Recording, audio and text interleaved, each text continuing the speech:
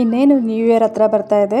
ಎಲ್ಲರ ಮನೆಯಲ್ಲೂ new year ಸೆಲೆಬ್ರೇಷನ್ಗೆ ಹೊರಗಡೆಯಿಂದ ಕೇಕ್ ತಂದು ಕಟ್ ಮಾಡಿ ಸೆಲೆಬ್ರೇಷನ್ ಮಾಡೋದು ತುಂಬಾ ರೂಢಿನಲ್ಲಿರುತ್ತೆ. ಆದರೆ ಈ ಸಲ ಸ್ಪೆಷಲ್ಲಾಗಿ ಮನೆಯಲ್ಲೇ ಕೇಕ್ನ ಪ್ರಿಪೇರ್ ಮಾಡಿದ್ರೆ ಹೇಗಿರುತ್ತೆ, ಚೆನ್ನಾಗಿರುತ್ತೆ ಅಲ್ವಾ? ಅದನ್ನು ಹೇಗೆ ಮಾಡೋದು ಅಂತ ನೋಡ್ಕೊಳ್ಳೋಣ. ಒಂದು ಪ್ಯಾನಿಗೆ ನಾನು ಆಯಿಲ್ನ ಗ್ರೀಸ್ ಮಾಡ್ಕೊತಾ ಇದ್ದೀನಿ. ಒಂದು ಎಗ್ ಹಾಕ್ಕೊಂಡಿದ್ದೀನಿ, 1 ಸ್ಪೂನ್ ವೆನಿಲಾ ಎಸೆನ್ಸ್ ಹಾಕ್ಕೊಂಡಿದ್ದೀನಿ, ಅರ್ಧ ಬೌಲು ಮೊಸರು ಹಾಕ್ಕೊಂಡಿದ್ದೀನಿ, ಅರ್ಧ ಬೌಲು ಹಾಲು ಹಾಕ್ಕೊಂಡು ನೀಟಾಗಿ ಮಿಕ್ಸ್ ಮಾಡ್ಕೊತಾ ಇದ್ದೀನಿ.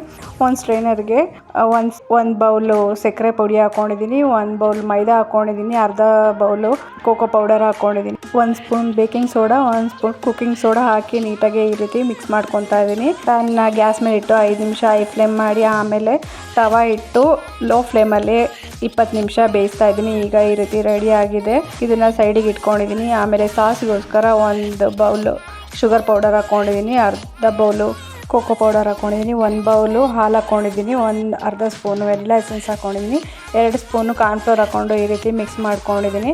ಈಗ ಗ್ಯಾಸ್ ಮೇಲೆ ಇಟ್ಕೊಂಡು ಲೋ ಫ್ಲೇಮಲ್ಲಿ ಬೇಯಿಸ್ಕೋಬೇಕಾಗುತ್ತೆ ಇದನ್ನು.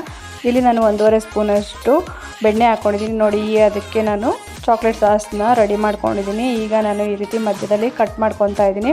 ಶುಗರ್ನ ನಾನು ಒಂದು ಸ್ವಲ್ಪ ನೀರು ಹಾಕಿ ಈ ರೀತಿ ಮೆಲ್ಟ್ ಮಾಡ್ಕೊಂಡಿದ್ದೀನಿ.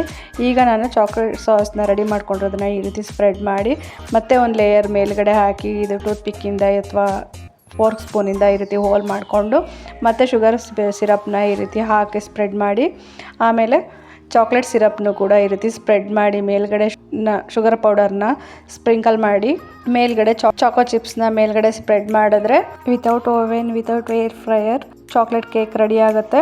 ಈ ರೀತಿ ಒಮ್ಮೆ ಮನೆಯಲ್ಲೇ ಟ್ರೈ ಮಾಡಿದ್ರೆ ನೀವು ಬೇಕರಿಯಿಂದ ಕೇಕ್ನ ತರೋದನ್ನ ಮರ್ತೇ ಬಿಡ್ತೀರಾ. ಈ ಹೊಸ ವರ್ಷಕ್ಕೆ ಸ್ಪೆಷಲ್ ಆಗಿ ಈ ರೀತಿ ಮಾಡಿ. ಈ ವಿಡಿಯೋ ಇಷ್ಟ ಆಯ್ತು ಅಂದರೆ ಲೈಕ್ ಮಾಡಿ, ಶೇರ್ ಮಾಡಿ, ಕಮೆಂಟ್ ಮಾಡಿ, ಫ್ಯಾಮಿಲಿ ಫ್ರೆಂಡ್ಸಿಗೆಲ್ಲ ಶೇರ್ ಮಾಡಿ. Thank you.